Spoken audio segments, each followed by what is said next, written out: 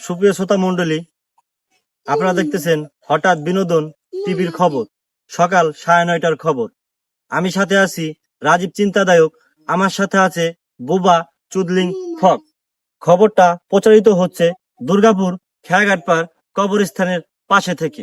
খবরটা সরাসরি আজকে লাইভ হবে, কারণ আমাদের রিপোর্টার খুবই গুরুতর অসুস্থ, সে আসতে পারবে না। তাই আমরা আজকে মাঠে নামছি সরাসরি আপনাদেরকে খবর লাইভ প্রচার করার জন্য। শুরুতেই বিস্তারিত দেখাবো আমরা দেশে কি পরিমাণ মারামারি, কাটাকাটি, দাপাদাপি হইতেছে। তো চলুন আমরা যাওয়া যাক। তো চলে আসলাম আমরা ডাইরেক্ট লাইভে। দেখতেই পারছেন আমাদের পিছনে অলরেডি মারামারি হয়ে গেছে, হইতেছে, কুবাকুবি, হানাহানি চলতেছে, এ থামতেছে না। এখন দেশের মানুষ খুবই অসহায়, যে যাকে পারতেছে তাকেই মারতেছে, যে যাকে ধরতেছে তাকেই মারতেছে। ঠিক আছে, অলরেডি আমাদের নাকাইশটা চলে গেছে মারামারি এক্সপোর্টে, তাকে ফিরে আনতে হবে। নাকাইশটা তো মেয়ের মধ্যে যায় না, আমরা এই লোক না, আমরা এই লোক। এতক্ষণ দেখছিলেন মারামারির খবর, এখন দেখবেন কাঁচা বাজারের খবর।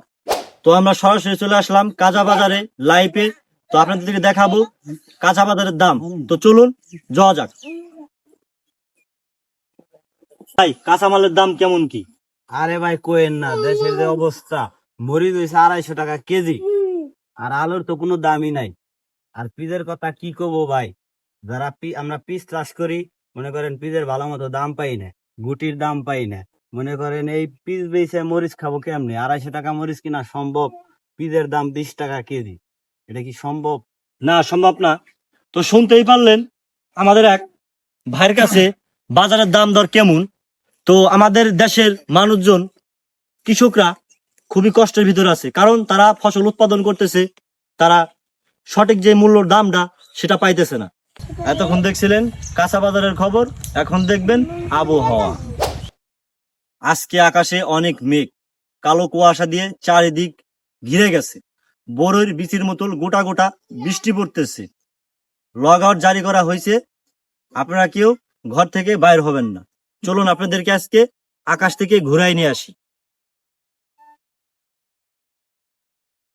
এতক্ষণ দেখছিলেন আবহাওয়া, এখন দেখবেন বাংলাদেশের ক্রিকেট খেলা। তো সরাসরি আমরা চলে আসলাম খেলার মাঠে। এই মাঠের নাম চুদলিং মাঠ। তো দেখতেই পারতেছেন আমাদের পিছনে ক্রিকেট খেলা হচ্ছে, বাংলাদেশ এবং কি নেপাল। আমাদের অলরেডি বোবা চলে গেছে। চলে আসুন। দেখতেই পারতেছেন বাংলাদেশ এবং নেপালের খেলা। নেপাল ঠকছে, বাংলাদেশ জিতছে। নেপাল মানচিত্র থেকে হারিয়ে গেছে, মানচিত্রতে নেপালকে খুঁজে পাওয়া যাচ্ছে না। এতক্ষণ দেখছিলেন ক্রিকেট খেলার সংবাদ, এখন দেখবেন ফুটবল। তো আমরা সরাসরি যুক্ত হয়ে গেলাম ফুটবল খেলার মাঠে। দেখতেই পারতেছেন আমাদের পিছনে ফুটবল খেলা শুরু হয়ে গেছে। তো আমাদের নাকাইশটাও চলে গেছে। এই নাকাইশটাকে আমি বারবার বলতেছি, তুমি যেও না ফুটবল খেলতে। আমরা এই লোক না, আমরা চ্যানেলের লোক, টিভির লোক, আমরা খবর কই। ওইদিকে আর্জেন্টিনার মেসি নাটকের 3 নম্বর পার্ট রিলিজ করেছে, রিলিজটা আপলোড করেছে ইউটিউবে, আপনারা সবাই দেখে আসবেন। এতক্ষণ দেখছিলেন ফুটবল খেলা, এখন দেখবেন কৃষি সংবাদ। তো সরাসরি আমরা চলে আসলাম ধান খেতে। আমাদের পিছে দেখতে পাচ্ছেন এক কৃষক ভাই কাজ করতেছে ধান খেতে। তো চলুন তার সাথে আমরা কথা বলবো যে দেশে ধান উৎপাদন কেমন হইতেছে। তো আসুন যাওয়া যাক। তো ভাই, আপনাদের ধান কেমন কি উৎপাদন হইতেছে?